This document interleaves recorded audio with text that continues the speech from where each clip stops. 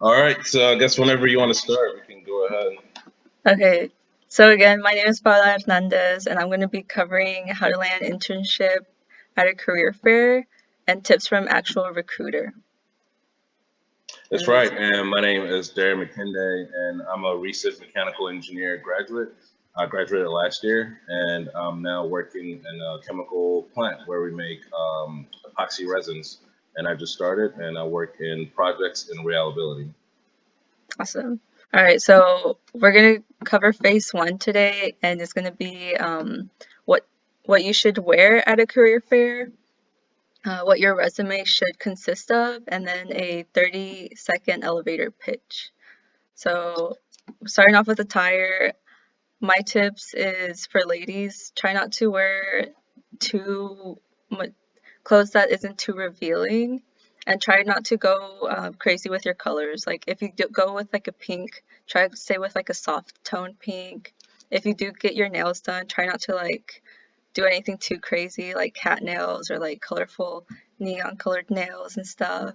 And just try to stay natural with your makeup. Yeah, that's a good point. I think Mhm. color is key here. You're not going to an award show, you're not going to a banquet. You're going to a career fair, which is almost like an interview. So that's the way you should be thinking about a career fair. Where you're thinking about your attire, you should be dressed like you're going to an interview. So the safe way, you want to stay to your blacks, to your grays, and sometimes maybe your blue suits. Those are the three colors that you'll be safe with. And when it comes to ties, same thing. With your ties now, you could possibly add a little bit of color in there if you want a little bit of splash. But your main suit, you want to keep that as neutral as possible. And another thing to mention is sometimes you don't have to waste too much money on your business suit. You could get discounts at Express, or you could go to a thrift shop and get something really nice but really affordable too. Mhm. Yeah, exactly. That's a great point, Paul. When I was looking for jobs last year, I went to about four different conferences all around the country. And, went to one in Minneapolis, one in California, one in Detroit. But the key thing here is you don't have to spend like $300 on a suit. You can literally go to a Goodwill, Salvation Army, whatever thrift store is close by to you, and get a nice suit that you can take to a alteration place or your tailor to get it fitted, and that suit will now turn out looking like a $300-$400 suit. And the end cost can only be about $50. So it does not cost that much, guys, to look really sharp and leave that lasting impression on your recruiters. Yeah, exactly. And another thing is the conferences do last maybe up to like 3 days, so make sure you carry some comfortable shoes. For ladies, try to wear some flats or some really low heels, and make sure that they're closed-toed.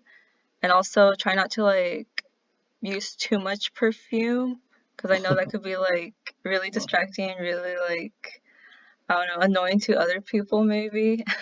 Maximum two sprays, guys. Like one in your neck and one in your wrist, and you're good. Trust me, we can Hmm. sell. We can smell that expensive perfume. You don't need to dump the whole half bottle on you. But no, that's a good point. You definitely want to keep some comfortable shoes on you. Most people that go to these conferences are staying in hotels that are probably a mile to a mile and a half away from the conference. So you're usually walking there, and you're going to be walking around the conference altogether. So you're going to put in about over 5 miles of walking during the day. So if you don't wear some comfortable shoes, then your feet are going to be they're going to be mad at you later. So definitely want to take your comfort into account. I've seen some people actually bring two shoes. There's a lot of swag bags and different carrying bags and totes that they'll give you at the conference, or you can bring your own. But you definitely want to pack some comfortable shoes at some point. All right, exactly. Is there anything else you'd like to add on to attire? Just look sharp and just get your whatever suit you do get it tailored. Even if you do get a $200 suit, you still want to get it tailored because you want it to look sharp. I was actually recruiting at Texas A&M about 3 weeks ago, and one of my recruiters that was with me made a comment about a candidate's suit jacket just being extremely large for him, and she said she just couldn't get over the fact that his jacket was just so big. But yeah, so just stuff like that. You don't want to throw, this unnecessary attention away from the interview. So yeah, those are my tidbits on an attire. Awesome. All right, thank you.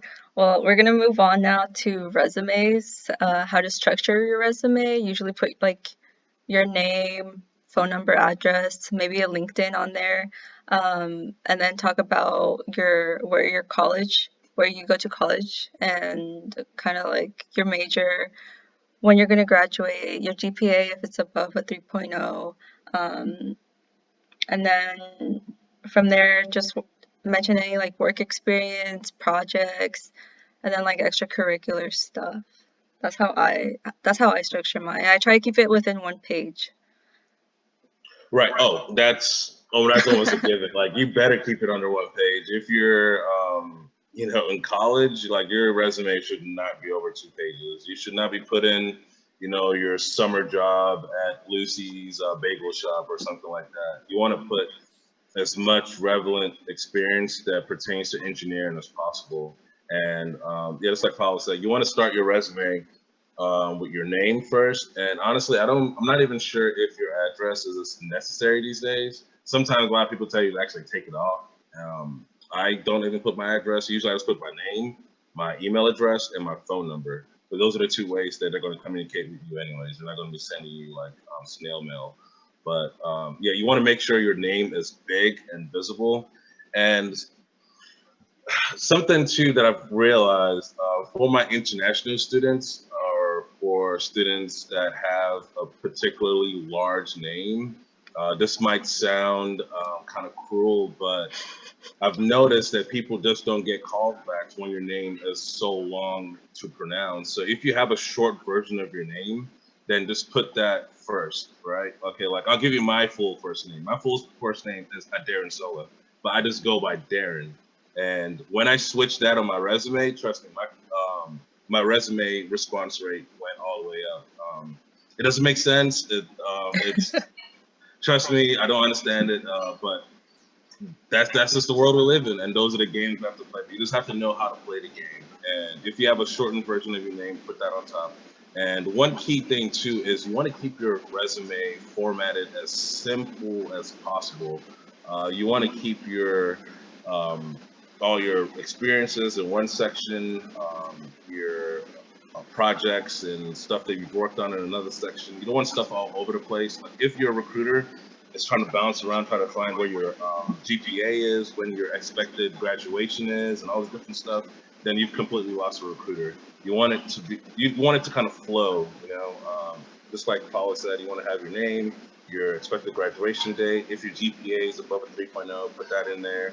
Then your relevant work experience, and then if you don't have too much experience in engineering or internships, then you want to put like relevant projects you've worked on in school, researches you've done, or possibly even like relevant courses if you're taking like some really hard courses that you believe will be relevant.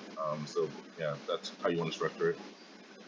What about any leadership roles? Like if you're involved in an organization, you could also like mention what you've done in that organization. Yeah, that is huge. Yeah, Hmm. leadership is huge, especially for college students. You want to show that you're well-rounded, right? You want to show that you not only are good in academia, you also want to show that you have well-rounded skills. You have people skills. You have team building skills. That is really big for recruiters now. Like I just said, when I just came back from recruiting about 3 weeks ago, there were quite a few candidates that had well above a 3.8. One even had a 3.9 GPA. But guess what? That person is not coming back to the plant for an on-site interview because he just wasn't able to connect with us. So just because you have a really high GPA does not mean you can just slap your resume on a table and expect to get a job. You have to be well-rounded. You have to be involved in extracurricular activities. Whether it be uh, a NESB, a SHIP, Society of Asian Engineers, whatever it is, just be involved in some kind of student-ran organization. That's going to show how well-rounded you are, especially if you've held, like positions at these student organizations. That goes a long way. That just shows that you have those intangibles to be a leader, which is what all recruiters are looking for in any company you're applying to. Thank you. And I think everything that you mentioned about like leadership, I think that really could overpower if you do have like a GPA below a 3. Those skills could really overpower, and maybe the recruiter could like overlook your GPA, and based on your experiences and your leadership experience, they could probably like give you an offer or something. Right. Thanks for reminding me. And if your GPA is below a 2.0, I mean a 3.0, you definitely want to leave it off the resume because you don't want that number to define you. You don't want the recruiter to think of, oh, he's just that number. You know, you want to be able to highlight your other skills, the other things you've worked on, the other things you're great at. And that number then becomes insignificant at the end of the day. You know, I've known people that have had well below a 2.0 get some pretty good jobs just because of the way they were able to convey themselves and show their passion. So don't let your GPA be a barrier. To some companies. I'm not going to lie to you, your GPA will be a barrier. Some companies will not look at your resume if it's below a certain GPA, like a 3.4 or 3.5. But you know, just be well-rounded, and you know, just keep that at the back of your mind. I was gonna say something else.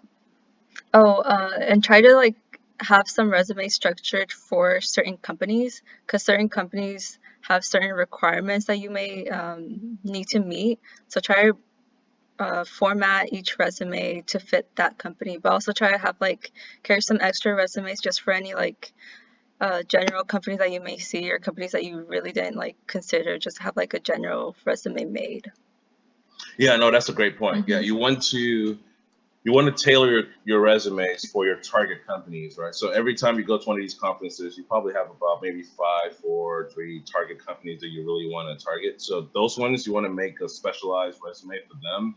And then for everybody else, you just want to use the standard general resume. So yeah, great point. Okay.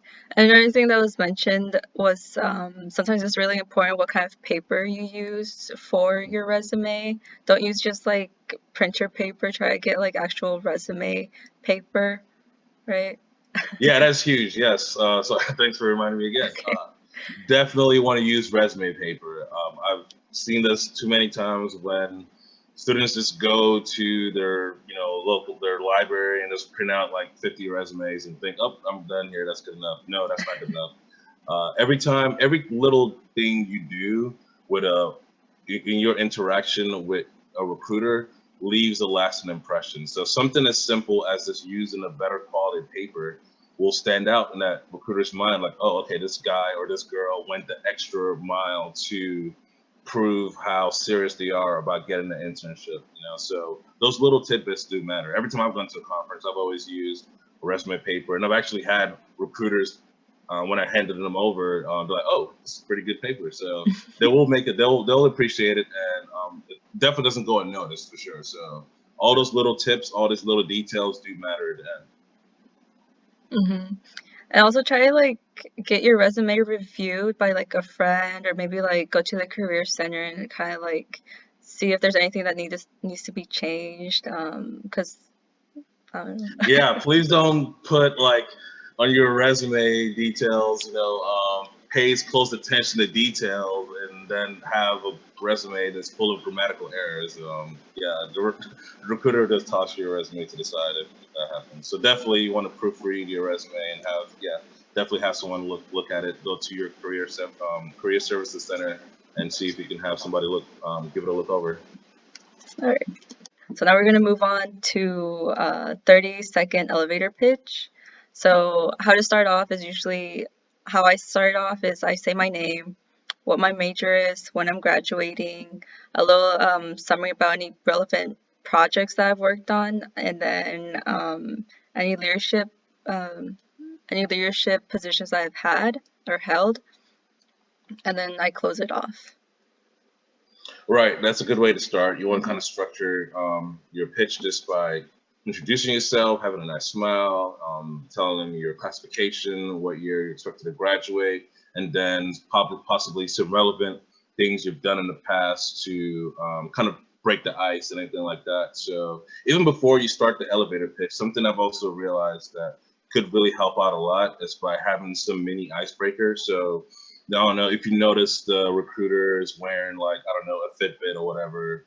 I wear Fitbits and I've used this quite a bit in this work. I'll just go to the recruiter. I'm like, oh, so how many steps you got in today? And they'll be like, oh man, I got like 15,000. I'm trying to work on 20,000. So that little thing could possibly break the ice and then makes your flow into your 30-second pitch a lot easier. So you don't want it to be nerve wracking. You don't want it to be a situation where you're nervous and then you're sweating and then you get into recruiter nervous as well.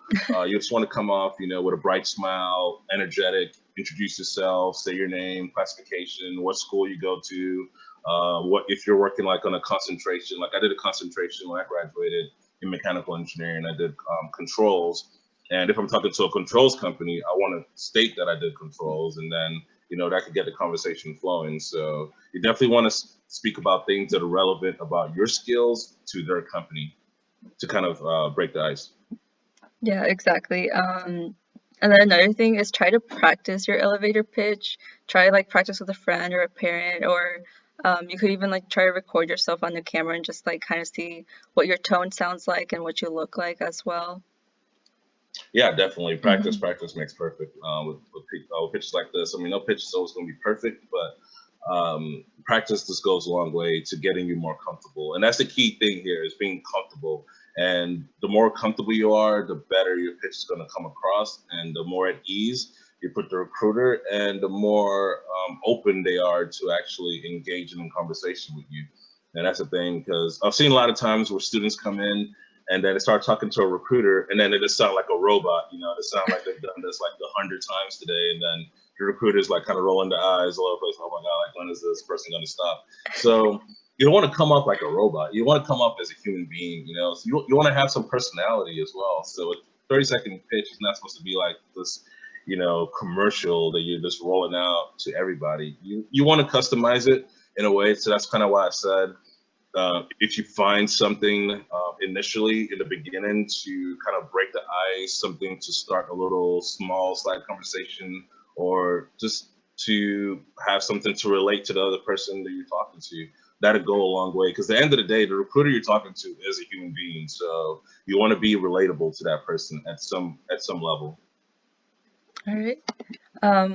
So I think we wrapped it up. Is there anything else you'd want to add on in general, or like like a closing to sum up everything we just talked about? Key thing is your attire, your resume, and your 30-second pitch once you get into the career fair, because those are the things that will get you from in line to the interview line. And all those pieces all hold a major key to getting to that point of getting an interview is making sure you're looking sharp, making sure your resume has been proofread as grammatical error free, and you have that nice pitch down to a science. And when you get that down, you would get an interview for sure. All right. Well, thank you, Darren. All right, thank you.